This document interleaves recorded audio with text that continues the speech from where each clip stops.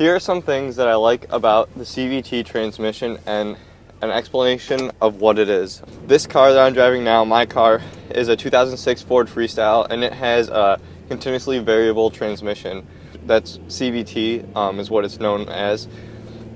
And what that is instead of having gears, certain amount of gears in the car, and a stepped gear ratio between each, it has one gear that constantly changes its ratio, and that's why it's continuously variable. There's an unlimited or infinite amount of different gear ratios that the transmission can actually have.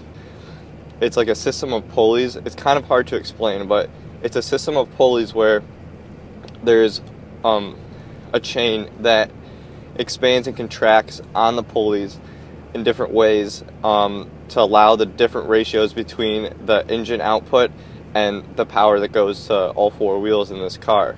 Now, a lot of people criticize that type of transmission, and for obvious reasons. Obviously, a manual transmission is better just because it's more fun and you actually have to do everything yourself.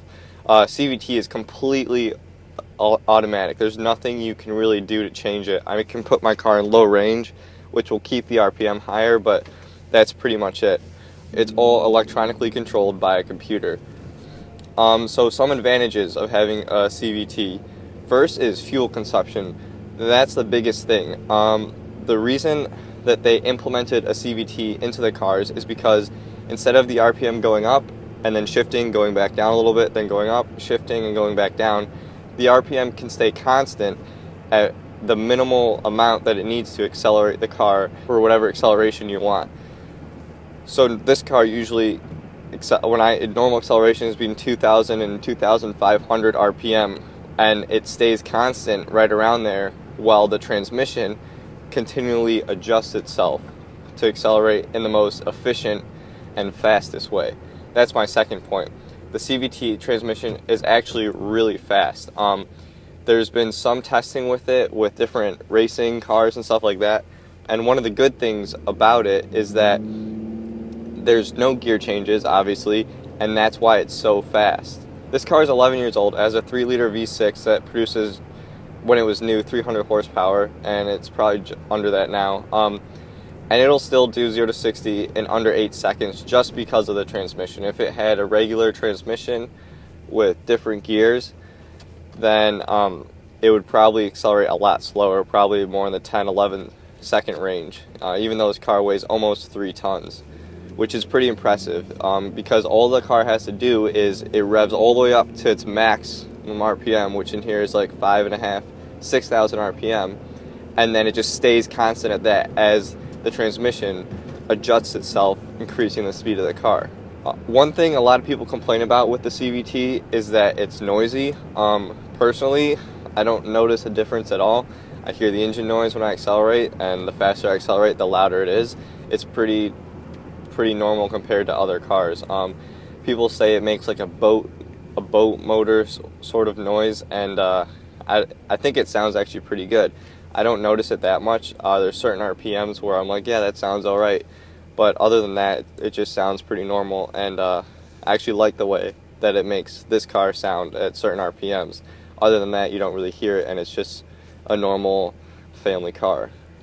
Now, a lot of people complain about the durability of CVTs, and that's definitely an issue. This car, it was replaced, or I know it was recalled, and it was either replaced or very heavily fixed before we bought this car, when we bought it with either new or tuned up CVT, because they do wear out. I haven't towed anything really heavy in this car and noticed it, but in everyday driving you don't notice that it's not, I guess, as strong as a regular transmission, but I guess there is certain instances where it might slip a little more and not give you the full torque that you need, but personally I've never had any issues. And I've been driving this car myself for 3 years, and we've had it longer than that.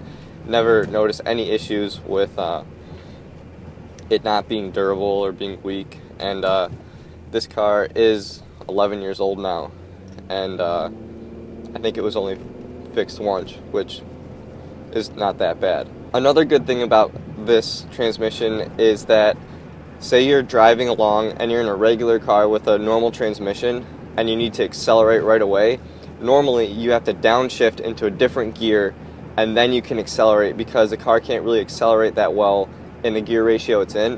With the CVT transmission, it can just instantly, at any second, raise your RPM and you're off. There's no wait for it. There's no delay or lag that you might notice in. There's no delay or lag that you might notice in a car with gears, or at least, and especially in a manual where you have to shift it. It's just you put your foot down and it goes, because the transmission is instantaneous and it's ratio shifting. So that's another advantage to it too. And if people criticize this car for not being any fun to drive, which I can understand, especially compared to a manual transmission, if you put this car in low range while you're driving, the RPM is going to stay at its maximum torque output, and it's no matter what speed you're going. So basically you have instant torque whenever you want while you're driving. So if I put it in low range now, the RPM shoots up. Now it's at like 3.5 instead of where we keep it around 1. And then anytime I put my foot down just a little bit, it just takes off. So if you're thinking like, oh, it's just boring and pointless, if you can change your transmission settings with the CVT, like I can just pull the gear shifter back just one more notch, it's actually a lot of fun. So obviously, the biggest difference between a CVT and a normal transmission is just the way the power is put between the engine and the wheels. That's what a transmission does. This transmission is, I would say, just as good and sometimes better than any other regular gear ratio transmission. It works just fine. It sounds just fine. There's no extra noise to hear, and it's actually very fast.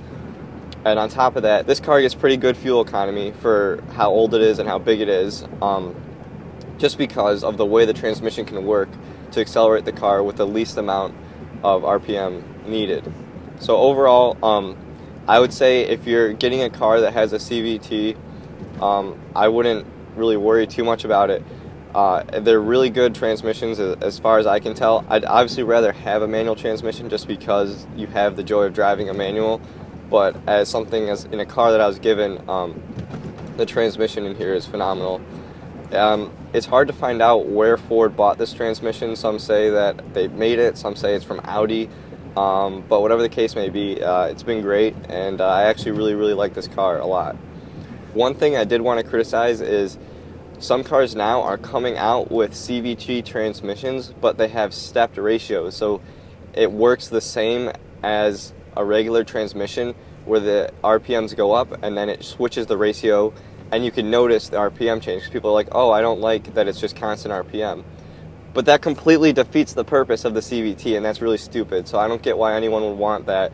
If you have a stepped ratio CVT, that's the same as having a regular transmission. And at that point, because CVTs aren't always as durable as regular transmissions, why wouldn't you just put the regular, probably cheaper transmission, and in some cases better, if it's going to be a stepped ratio anyway? Because the big advantage of this transmission is that there are no gears. It's just constantly changing it, so you have the max possible acceleration with the least amount of fuel being used.